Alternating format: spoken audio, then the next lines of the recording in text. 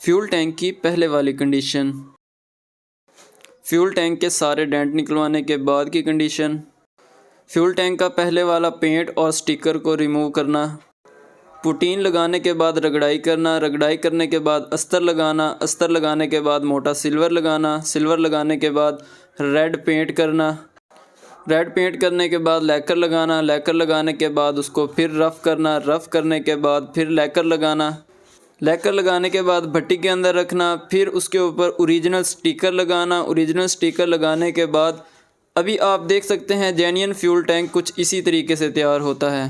बिस्मिल्लाहिर्रहमानिर्रहीम। अस्सलाम वालेकुम दोस्तों, मेरा नाम है वकार अहमद और आप देख रहे हैं पाक बाइक रिपेयरिंग यूट्यूब चैनल। दोस्तों आज की इस वीडियो में हम आपको होंडा CD70 2009 मॉडल का ओरिजिनल फ्यूल टैंक तैयार करने का मुकम्मल तरीका बताएंगे। जी हाँ, ये पहले वाला फ्यूल टैंक है, इसी को हमने दोबारा से रीपेंट करना है, ओरिजिनल स्टिकर लगाना है और ओरिजिनल इसके मोनोग्राम लगाने हैं।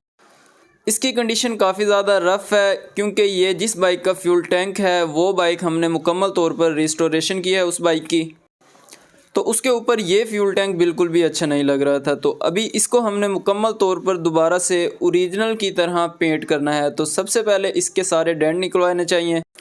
फ्यूल टैंक को पेंट करने से पहले जितने भी उसके ऊपर छोटे या बड़े डेंट हैं वो आपने निकाल लेने हैं। फ्यूल टैंक पेंट करने से पहले आपने एक चीज़ का ख़ास तौर पर ख्याल रखना है कि जिस फ्यूल टैंक को आप पेंट कर रहे हैं उसके अंदर कोई रस्ट वगैरह तो नहीं लगा हुआ। अगर जो थोड़ा बहुत रस्ट लगा हुआ है तो उसको अंदर से आपने वॉश कर लेना है। अदरवाइज़ बहुत ज़्यादा रश लगा हो तो उस फ्यूल टैंक को पेंट करने की ज़रूरत नहीं है, आप नए फ्यूल टैंक को पेंट करें क्योंकि वो फ्यूल टैंक कुछ अरसे के बाद दोबारा से लीक हो जाता है। जिसके अंदर रस्ट लग जाए वो दोबारा से लीक हो जाता है। जब इसका डेंट निकलवाया गया तो इसका स्टिकर भी डैमेज हो गया और पेंट भी डैमेज हो गया क्योंकि जो ओरिजिनल फ्यूल टैंक होता है उसका डेंट आसानी से नहीं निकलता, अक्सर पेंट और स्टिकर डैमेज हो जाता है। तो इस फ्यूल टैंक को हमने पेंट करना है, डेंट निकलवा लिए हैं। अभी इसके पहले वाले जो मोनोग्राम लगे हुए हैं, लोगो लगे हुए हैं, वो हमने दोनों साइडों के उतार लेने हैं। मोनोग्राम उतारने के बाद इसका जो पेंट है पहले वाला वो रिमूव करना है। उसके लिए आप पेंट रिमूवर का भी इस्तेमाल कर सकते हैं, अदरवाइज़ आप सान मशीन की मदद से, वायर वाले बुरश की मदद से आप इसका पहले वाला पेंट और स्टिकर रिमूव कर सकते हैं। इन दोनों में से जो आपको बेस्ट लगे। अगर जो आप पेंट रिमूवर यूज़ कर रहे हैं तो उसको आप थोड़ा एहतियात से यूज़ करें, आपके हाथों में ग्लव्स और आपने ग्लासेस लगाए हों, अदरवाइज़ आँख में गिर जाए या हाथ के ऊपर लग जाए तो बहुत ज़्यादा जलन पैदा कर सकता है। वो आपने थोड़ा सा एहतियात करना है, एहतियात के साथ यूज़ करना है। पहले वाला सारा पेंट आपने उतार लेना है, स्टिकर भी उतार लेना है। उसके बाद जिस जगह से आपने डेंट निकलवाए हों उस जगह पर आपने पुटीनें लगानी है। पुटीन लगाना बहुत ही आसान है, वो भी आपको आगे चल के बताते हैं किस तरह से आपने पुटीन लगानी है। तो सबसे पहले आपके पास पुटीन होनी चाहिए। पुटीन लगाने के लिए ये जो येलो कलर के वेपर हैं स्टिकर लगाने के लिए अक्सर यूज़ होते हैं, अगर आप इसके साथ पुटीन लगाएंगे तो बहुत ही ज़बरदस्त पुटीन लगेगी। और पुटीन को पहले आपने अच्छी तरह मिक्स कर लेना है। मिक्स करने के बाद जितनी आपको ज़रूरत हो, जितनी आपको लगे कि ये इतनी ही पुटीन यूज़ होनी है, उतनी पुटीन आपने अलहदा कर लेनी है। और पुटीन के साथ आपको एक केमिकल मिलता है, थोड़ा सा केमिकल आपने उसके अंदर मिक्स करना है। अगर आप ये केमिकल मिक्स नहीं करेंगे तो पुटीन कभी भी खुश्क नहीं होगी। खुश्क करने के लिए ये केमिकल मिक्स करना बहुत ही ज़रूरी है।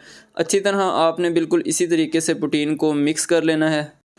पुटीन मिक्स करने के बाद जिस जगह पे से डेंट निकला हुआ है उस जगह पर आपने पुटीन लगानी है।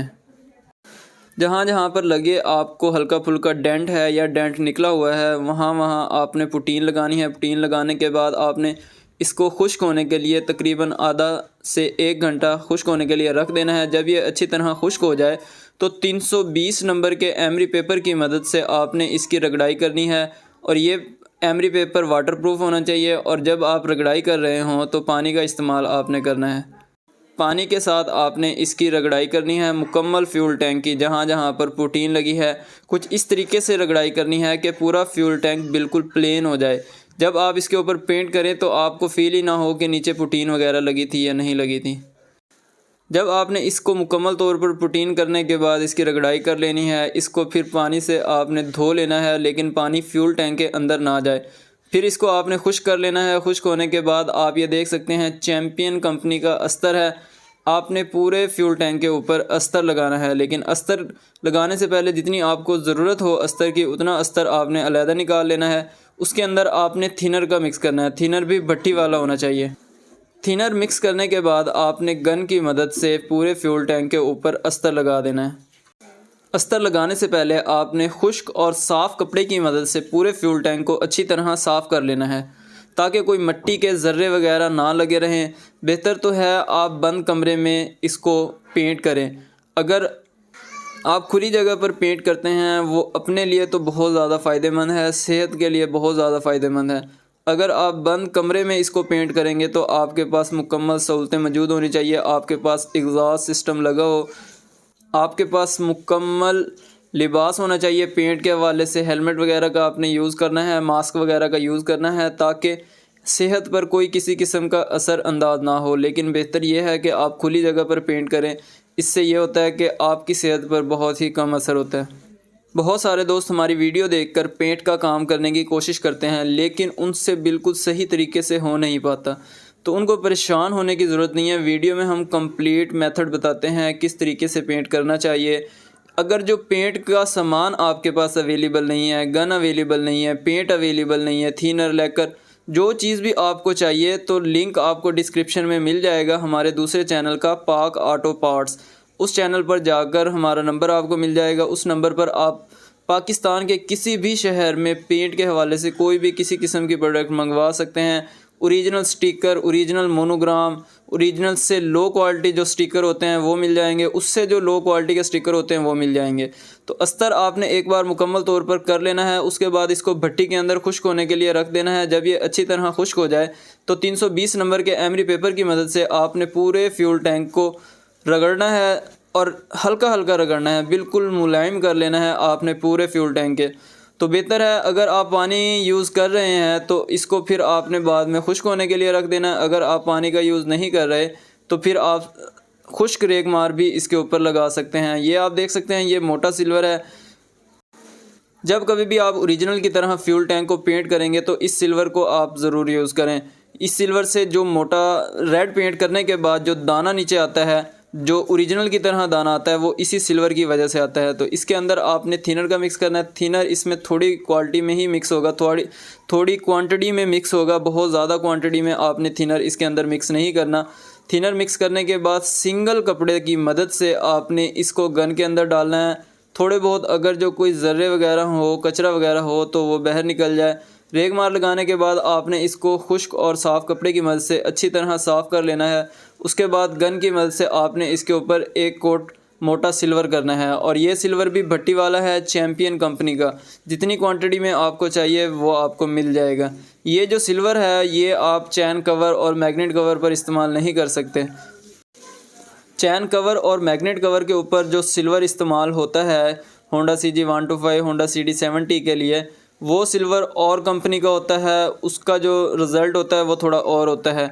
ये सिल्वर सिर्फ फ्यूल टैंक के लिए है। पूरे फ्यूल टैंक के ऊपर आपने सिल्वर कर लेना है। सिल्वर करने के बाद आपने इसको खुश्क होने के लिए भट्टी के अंदर रखना है तकरीबन आधा घंटा 150 डिग्री टेम्परेचर पर। जब तक ये अच्छी तरह खुश्क ना हो जाए तब तक आपने इसके ऊपर रेड पेंट नहीं करना। वीडियो में आगे चल के आपको बताएंगे कि जेन्युइन फ्यूल टैंक को पेंट करने पर कितना खर्चा होता है, स्टिकर कितने का आता है, पेंट कितने का आता है, थिनर कितने का आएगा। मुकम्मल डिटेल आपके साथ शेयर की जाएगी और इसके ऊपर टाइम कितना लगता है एक फ्यूल टैंक को मुकम्मल तैयार करने पर। इतना मुश्किल काम नहीं है फ्यूल टैंक को पेंट करना, बहुत ही इजी मेथड है। अभी आप देख सकते हैं इसको हमने भट्टी के अंदर रख दिया है। इसको हमने आधा घंटा 150 डिग्री टेम्परेचर पर खुश्क होने के लिए रख देना है। जब ये अच्छी तरह खुश्क हो जाएगा फिर हमने इसके ऊपर रेड पेंट करना है। अभी आप देख सकते हैं कि साइड कवर हम पेंट कर रहे हैं लेकिन इससे पहले भी इनके ऊपर रेड पेंट हुआ है। ये कोई पुराने साइड कवर नहीं है बल्कि न्यू साइड कवर हैं, लेकिन पहले से हमने पेंट करके रखे हुए हैं। जिस दोस्त को जिस मॉडल के चाहिए उस मॉडल का स्टिकर लगाकर उनको हम भिजवा देते हैं। लेकिन ये फ्यूल टैंक बिल्कुल ओरिजिनल की तरह पेंट कर रहे हैं तो उसके लिए हमें साइड कवर का कलर फ्यूल टैंक के साथ मैच करना है, जिसके लिए हम दोबारा से इसके ऊपर हल्का सा हमने रेड पेंट के ऊपर एमरी पेपर लगाया। उसके बाद हमने इसके ऊपर सिल्वर कर रहे हैं मोटा, फिर हमने इसके ऊपर रेड करना है ताकि फ्यूल टैंक और साइड कवर का कलर बिल्कुल मैच हो जाए। तो जो इसके फ्रंट कान हैं उनके ऊपर भी आपने अस्तर लगाने के बाद सिल्वर पेंट करना है। सिल्वर पेंट करने के बाद उसके ऊपर भी आपने रेड पेंट करना है। अभी आप देख सकते हैं ये है रेड पेंट, कंसाई कंपनी का जापानी पेंट है। होंडा फैक्ट्री के अंदर भी यही पेंट यूज़ होता है। ये आपको मार्केट से कहीं से भी नहीं मिलेगा। हमने भी बहुत मुश्किल से फैक्ट्री के अंदर से ही ये पेंट मंगवाया है। थिनर भी ये कंसाई कंपनी का ही है। 20 लीटर की कैन है हमारे पास थिनर की। 4 लीटर की जो है पेंट की बाल्टियाँ हमारे पास मौजूद हैं, रेड, सिल्वर, ब्लैक और थिनर। रेड पेंट को ज़्यादा पतला नहीं किया जाता, इसके अंदर आपने थोड़ी क्वांटिटी में ही थिनर डालना है। बहुत ज़्यादा क्वांटिटी में अगर आप थिनर इसके अंदर इस्तेमाल करेंगे तो पेंट जो है वो आपसे सही हो नहीं पाएगा। तो आपने इसको बहुत ज़्यादा पतला नहीं करना। गन में डालने से पहले आपने जाली वाला कपड़ा रख लेना है, कोई कचरा वगैरह ज़र्रे वगैरह हो तो वो बाहर ही रह जाएं। तो ये भट्टी के अंदर से हमने सारा सामान निकाल लिया है। खुश्क होने के बाद बाहर निकाल कर इसको हमने ठंडा करना है। ठंडा जब ये हो जाए तो फिर हमने इसके ऊपर रेड पेंट करना है। तो सबसे पहले आप देख सकते हैं इसके फ्रंट कान है, इनके ऊपर हम रेड पेंट कर रहे हैं। बिल्कुल ये जो पेंट है ये बिल्कुल ओरिजिनल की तरह ही, आपको कोई फ़र्क ही नज़र नहीं आएगा इस पेंट से। चैम्पियन कंपनी का अगर पेंट आप करते हैं उसमें भी कलर तो मैच हो जाता है लेकिन क्वालिटी थोड़ी सी कम होती है इस पेंट की निस्बत। अगर आप जेन्युइन की तरह करना चाह रहे हैं तो बर्जर कंपनी का पेंट आप यूज़ करें भट्टी वाला, या फिर कंसाई कंपनी का पेंट यूज़ करें भट्टी वाला। ये कंसाई कंपनी का पेंट भी भट्टी वाला होता है। भट्टी में सिर्फ चैम्पियन कंपनी ही नहीं और भी बहुत सारी कंपनीज़ होती हैं। तो ये जो प्लास्टिक के आप देख रहे हैं हम पार्ट्स पेंट कर रहे हैं, इनको पेंट करने के लिए जो भी पेंट आप यूज़ करें इसके अंदर आपने ABS कन्वर्टर ज़रूर यूज़ करना है। अगर आप इसको 150 डिग्री टेम्परेचर पर खुश करेंगे प्लास्टिक के जितने भी पार्ट्स हैं तो ये मेल्ट हो जाएंगे। इनको मेल्ट होने से बचाने के लिए आप ABS कन्वर्टर यूज़ करें। पेंट के अंदर आपने थोड़ी सी मिकदार ABS कन्वर्टर की मिला देनी है, तो फिर ये थोड़ी सी टेम्परेचर पर ही खुश्क हो जाएगा बिल्कुल। ABS कन्वर्टर के हवाले से मैंने एक कंप्लीट डिटेल वीडियो अपलोड करनी है। जो दोस्त कहते हैं कि भाई हमारे पास भट्टी की सहूलत मौजूद नहीं है तो उनके लिए बहुत ही फ़ायदेमंद होगी कि ABS कन्वर्टर आप मिलाकर भट्टी वाला पेंट अगर जो करेंगे तो बग़ैर भट्टी के वो पेंट खुश्क हो जाएगा। उसके हवाले से एक डिटेल वीडियो मैंने अलग से अपलोड करनी है। प्लास्टिक के जितने भी पार्ट्स आपने पेंट करने हैं ABS कन्वर्टर मिक्स करने के बाद आपने पेंट करना है, उसको फिर लो डिग्री टेम्परेचर पर ही रखना है आपने भट्टी के अंदर ताकि मेल्ट ना हो जाएं।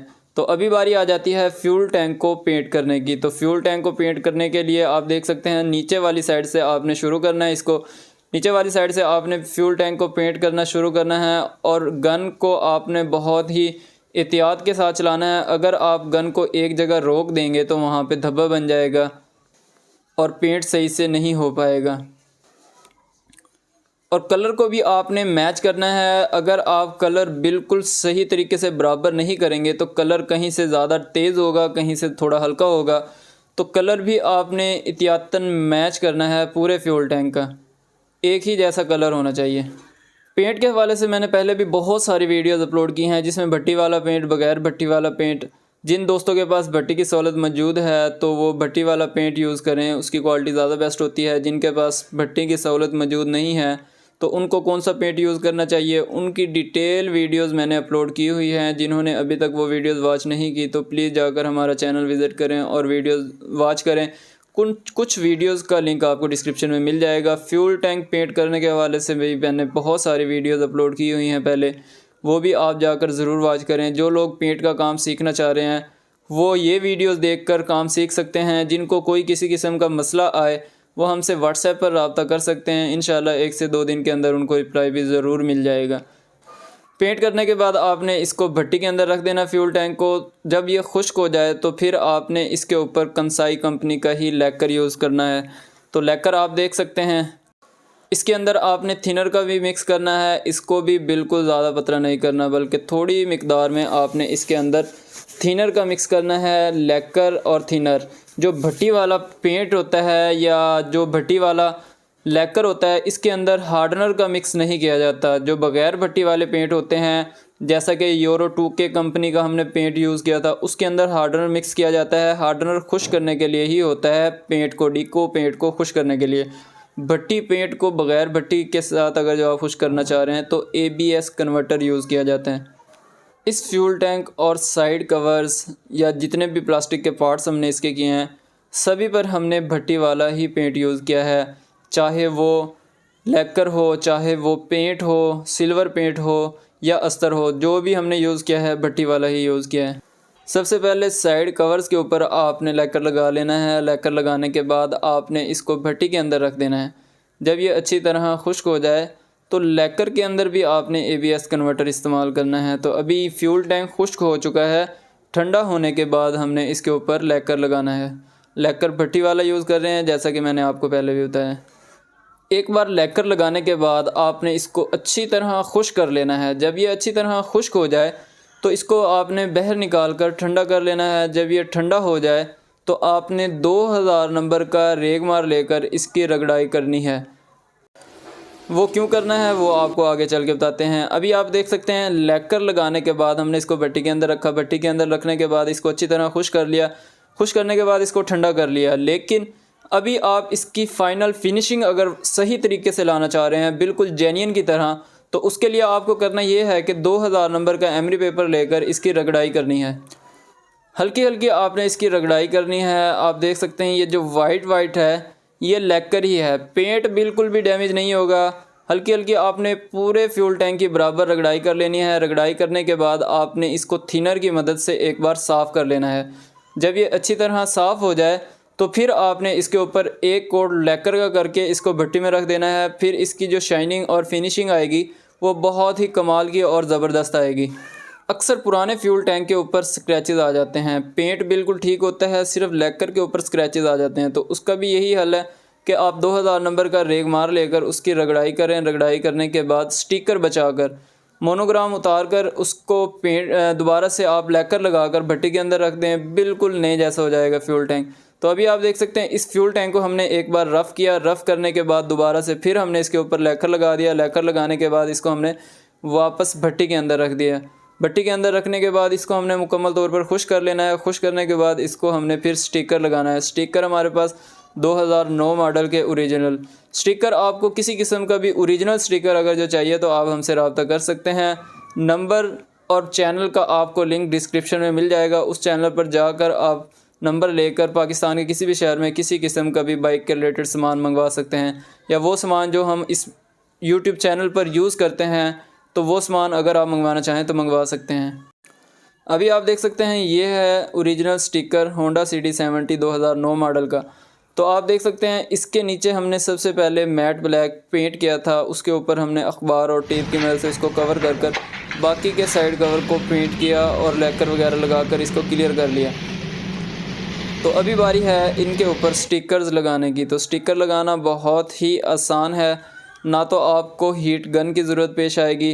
तो सबसे पहले इंटरनेट से आपने कोई पिक्चर वगैरह निकाल लेनी है होंडा CD70 2009 मॉडल के साइड कवर और फ्यूल टैंक की।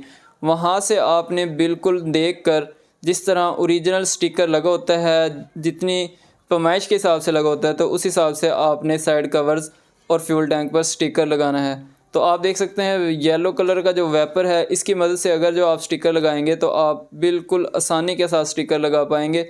बस आपने ये ख्याल रखना है कि स्टिकर लगाते वक्त स्टिकर के अंदर कोई किसी किस्म का बबल ना बन जाए। अगर जो बबल बन जाएगा तो स्टिकर को थोड़ा सा उखाड़ कर बबल को निकाल कर फिर दोबारा से आप रैपर की मदद से लगा सकते हैं। ओरिजिनल फ्यूल टैंक और स्टिकर्स अगर आप तैयार करवाना चाह रहे हैं तो आप पाकिस्तान के किसी भी शहर में किसी भी बाइक के, चाहे वो चाइना बाइक हो, 70 सीसी बाइक हो, होंडा CG125 न्यू मॉडल जो आया है या इससे ओल्ड मॉडल है, किसी भी बाइक का फ्यूल टैंक तैयार करवा सकते हैं। एड्रेस और नंबर आपको हमारे अबाउट सेक्शन में मिल जाएगा। बिल्कुल इसी तरीके से आपने साइड कवर्स पर स्टिकर लगाने हैं, बस बबल्स नहीं बनने चाहिए और बिल्कुल ठीक है। तो इस स्टिकर के ऊपर जो ओरिजिनल स्टिकर होता है आप देख सकते हैं लेमिनेशन हुई होती है। जो ओरिजिनल फ्यूल टैंक का स्टिकर है उसके ऊपर भी लेमिनेशन हुई होती है, और जो साइड कवर्स के स्टिकर हैं आप देख सकते हैं इसके ऊपर भी लेमिनेशन हुई है। आप चाहें तो अभी उतार दें लेमिनेशन, आप चाहें तो कुछ टाइम के बाद उतार दें। जिस तरह आप जब नई बाइक परचेज़ करते हैं तो उसके साइड कवर्स के ऊपर भी आप देखेंगे तो एक लेमिनेशन टाइप शापर लगा होता है। तो आप देख सकते हैं अल्हम्दुलिल्लाह सही तरीके से हमने साइड कवर का एक का स्टिकर लगा लिया है। बिल्कुल इसी तरीके से आपने दूसरे साइड कवर का भी स्टिकर लगाना है। स्टिकर लगाने के और भी बहुत सारे तरीक़ेकार हैं, जो आपको इजी मेथड लगे आप उस तरीके से भी लगा सकते हैं। इंशाअल्लाह ताला आगे आने वाली वीडियोस में आपको दूसरे तरीक़ों के साथ भी बताएंगे कि किस तरह आप स्टिकर यूज़ कर सकते हैं, लगा सकते हैं। अभी बारी है इस फ्यूल टैंक के ऊपर ओरिजिनल स्टिकर लगाने की। तो स्टिकर लगाने से पहले सबसे बेस्ट जो तरीक़ेकार है, आप बग़ैर टेप उतारे पेज की मदद से आपने एक साइड का मोनोग्राम लगाकर फिर आपने स्टिकर लगाना है। मोनोग्राम लगाकर आप स्टिकर लगाएंगे तो बिल्कुल सही तरीके से लगेगा, अदरवाइज़ स्टिकर थोड़ा ऊपर नीचे हो सकता है। और मैंने जैसा कि आपको पहले भी बताया, आपने मोबाइल में या आपके पास पहले इस मॉडल का कोई ओरिजिनल फ्यूल टैंक मौजूद है वो, या फिर आप किसी भी फ्यूल टैंक की जिस पर पहले स्टिकर लगा हुआ है उसकी पिक्चर आप मोबाइल में खींच लीजिएगा। वहाँ से देख के बिल्कुल बराबर तरीके से आप स्टिकर लगाइएगा तो बिल्कुल सही तरीके से लगेगा। अदरवाइज़ आप अंदाज़े से लगाएंगे तो स्टिकर ऊपर नीचे लग सकता है, जो बिल्कुल भी आपको बाद में ओरिजिनल नहीं लगेगा। आपने सबसे पहले स्टिकर की पैमाइश कर लेनी है। स्टिकर को सही तरीके से एडजस्ट करने के बाद ही आपने स्टिकर को फ्यूल टैंक के ऊपर लगाना है। आप वेपर की मदद से भी लगा सकते हैं, आप चाहें तो आप हाथ की मदद से भी लगा सकते हैं, बिल्कुल भी मुश्किल काम नहीं है। आप चाहें तो आप हीट गन की मदद से भी लगा सकते हैं। जिस तरह आपको मुनासिब लगे आप स्टिकर लगा सकते हैं। जैसा कि मैंने आपको पहले भी बताया कि स्टिकर लगाते वक्त आपने एक चीज़ का ख्याल रखना है कि स्टिकर के अंदर कोई किसी किस्म का बबल ना बने, और जिस चीज़ के ऊपर भी आप स्टिकर लगा रहे हो वो नीचे से बिल्कुल साफ़ होनी चाहिए। कोई किसी किस्म का कचरा, ज़र्रा, मट्टी का ज़र्रा वगैरह नहीं होना चाहिए, डस्ट के ज़र्रे वगैरह नहीं होने चाहिए। अगर जो होंगे तो स्टिकर बिल्कुल भी सही नहीं लगेगा।